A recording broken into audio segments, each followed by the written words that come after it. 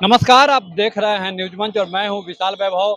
तेजस्वी यादव नेता प्रतिपक्ष जो है आरक्षण को लेकर बड़ा बयान दिया है और कहा है कि बीजेपी जो है आरक्षण खत्म करना चाहती है और 9वीं अनुसूची को लेकर जो है कल ये लोग कल 1 सितंबर को जो है महाधरना देने वाले हैं। और इस धरना को लेकर जो है उन्होंने आज मीडिया से बातचीत करते हुए जो है बीजेपी पर बड़ा आरोप लगाया है। तो वहीं बीजेपी प्रवक्ता राकेश सिंह ने भी जोरदार हमला करते हुए कहा है कि जो है ये लोग आरक्षण सिर्फ अपने परिवार को देते हैं। जो लोग समाज को आरक्षण नहीं दे सकता, वे लोग आरक्षण की बात क्या करते हैं।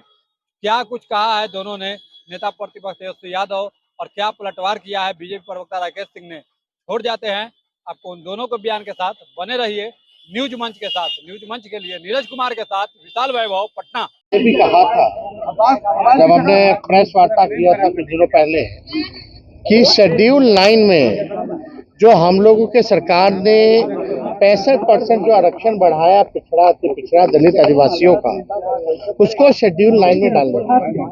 और हम आपको बता दें कि मामला जो है कोर्ट में चला गया और हम लोग जानते थे कि ये भाजपा नहीं चाहती है और किसी भी कीमत पे शेड्यूल 9 को जो है और आरक्षण को वो समाप्त करना चाहते हैं।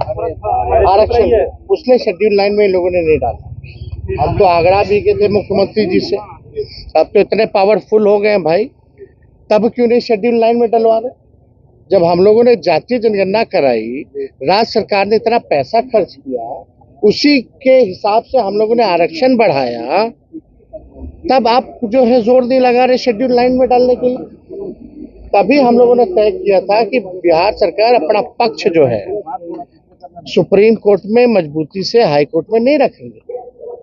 और हम आपको बताते हुए खुशी होगी कि हम लोगों ने कहा था कि अगर पक्ष वो अच्छे से नहीं रखेंगे तो राष्ट्रीय जनता दल सुप्रीम कोर्ट जाएगा और अपनी बातों को रखेगा। और हम लोग चले गए हैं सुप्रीम कोर्ट, अगला डेट भी तय हो गया है, शेड्यूल्ड है। हमको लगता है कि सीजीआई जो है उन्हीं के बेंच में है मामला, और वहां अपने पक्ष को राष्ट्रीय जनता दल मजबूती से पिछड़ों के लिए, अति पिछड़ों के लिए, दलित आदिवासी के लिए रखने का काम करेगा। उसलिए हम लोगों ने भर बिहार में हम लोगों ने धरना प्रदर्शन हम लोग 1 तारीख को हम लोगों ने करने का ऐलान किया है। स्वयं हम खुद भी पार्टी कार्यालय में 1 तारीख को मौजूद रहेंगे। नमाज ब्रेक कर दिया गया है, क्या कहेंगे? देखिए, जो आसाम के जो मुख्यमंत्री हैं वो सस्ती लोकप्रियता के लिए इस तरह से करते हैं। ये है कौन? ये केवल सस्ती लोकप्रियता चाहते हैं। और ये भाजपा के लोगों ने मुसलमान भाइयों को एक सॉफ्ट टारगेट बना लिया। कभी वक्फ बोर्ड का आ जाता है बिल, कभी सीए एनआरसी का आ जाता है बिल। किसी ना किसी प्रकार से ये माइनॉरिटी के लोगों को, अल्पसंख्यक को ये भाजपा के लोग तंग करना चाहते हैं। समाज देश के आज़ादी में सभी लोगों का कुर्बानी रहा है, मुसलमान भाइयों का भी रहा है, इसको दरकिनार नहीं किया जा सकता है। और इस देश में संविधान के अनुसार सभी को जो है इजाजत है, हर धर्म को समानता है, हर धर्म का मान्यता है, ये हमारे संविधान में है। लेकिन ये भाजपा के लोग, आपको पता है, ये विधानसभा में वो भाजपा का एमएलए या मंत्री बंदर की तरह कूद रहा था, अब बोल रहा था कि वोटिंग का अधिकार छीन लेंगे मुसलमानों का। हम एक बार खड़ा हुए, ठंडा दिए उसको, उसके बाद से खड़ा हुआ है क्या कोई? तो भाजपा के लोग इसी तरीके का काम करते रहते हैं। और आश्चर्य की बात है, मुख्यमंत्री क्यों चुप है इस मामले में? कोई माई का लाल नहीं है हम लोगों के रहते हुए मुसलमान भाइयों का अधिकार छीन सके। हम लोग हमेशा से लड़ते रहे और आगे भी लड़ते रहे। हमको लगता है कल परसों यादव ने कहा है कि बीजेपी आरक्षण खत्म करना चाहती है, तो इसलिए हम धरना देने जाते हैं ताकि 9वीं अनुसूची में डाला जा सके। देखिए, तेजस्वी यादव 9वीं पास हैं, या पता नहीं पास हैं या फेल हैं, लेकिन 9वीं अनुसूची की बार बार बात करते हैं।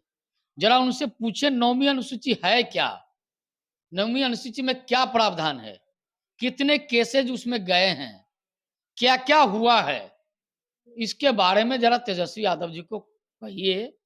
और दूसरी बात, जब बिहार विधानसभा का सत्र चल रहा था, अति महत्वपूर्ण मुद्दे चल रहे थे। बजट सत्र जो केंद्र में बजट हुआ था, उस पर भी चर्चा हो रही थी और ये विदेश घूम रहे थे। जब बिहार के विकास की बात होगी तो उस समय ये विदेश में घूमेंगे। और जब सत्र समाप्त हो जाएगा तब यहां आके नाटक करेंगे। बिहार की जनता जानती है, जात की राजनीति करने वालों को बिहार ने हमेशा सबक सिखाने का काम किया है। बिहार हमेशा जो जमात की बात किया है, या देश के लोग हमेशा जो सबका साथ सबका विकास की बात किया है, उसी को साथ देने का काम किया है। जो देश में विकास की बात करेगा वही देश पर राज करेगा, वही बिहार पर राज करेगा। तेजस्वी यादव के ये जो बार बार जाति जाति जाति का जो खेल करते हैं, तेजस्वी यादव किसी जाति के नहीं है। ये सब परिवारवादी हैं। ये केवल परिवार की बात करते हैं और आरक्षण भी इनके परिवार में चाहिए। ये तो आरक्षण की बड़ी बातें करती हैं। क्या इन्होंने पार्टी में आरक्षण दिया? 25 साल से इनके पिताजी राष्ट्रीय जनता दल के प्रमुख बन के बैठे हैं। क्यों नहीं राष्ट्रीय जनता दल के प्रमुख पद पर किसी दूसरे व्यक्ति को बैठाया? आरक्षण की बात करते हैं। जो व्यक्ति अपने पार्टी में आरक्षण नहीं दे सकता, वो समाज को और जमात को क्या आरक्षण देगा? ये लोग समाज का भला करने वाले लोग नहीं है। वक्फ बोर्ड को भी लेकर उन्होंने कहा है कि जो है बीजेपी जो है वक्फ बोर्ड को लेकर उन्होंने कहा है कि बीजेपी जो है मुसलमानों को तोड़ने का काम कर रही है और उन्हें पता होना चाहिए कि आजादी में सबका हक रहा है, चाहे वो मुस्लिम हो या हिंदू हो। हम तो जानते हैं, वही जानते हैं, ऐसा नहीं है, पूरे देश की जनता जानती है। देश की आजादी में सभी लोगों ने अपना महत्वपूर्ण योगदान दिया, प्राणों की आहुति दी। सभी जाति सभी धर्म संप्रदाय के लोगों ने भारत की आजादी में महत्वपूर्ण भूमिका निभाई।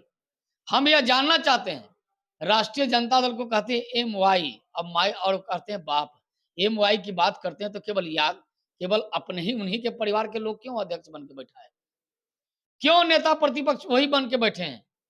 क्यों नहीं किसी मुस्लिम को अपने पार्टी की तरफ से नेता प्रतिपक्ष बनाने का प्रयास किया? दोनों सदन में माँ बेटा बन के बैठे हुए हैं। एक जगह पर तो कम से कम मुसलमान को बना देते तो हमको लगता कि वो मुसलमानों के हितैषी हैं। केवल बातें करने के लिए, केवल वोट की राजनीति करने के लिए, केवल तुष्टीकरण की राजनीति करने के लिए ये तरह तरह की बातें करते हैं। लेकिन ये पार्टी में न आरक्षण देते हैं, न जात को देते हैं, न जमात को देते हैं, न किसी दूसरे संप्रदाय को देते हैं। ये सब परिवारवादी लोग हैं। ये बड़ी बड़ी बातें करेंगे, समाज को बांटने का केवल प्रयास करेंगे।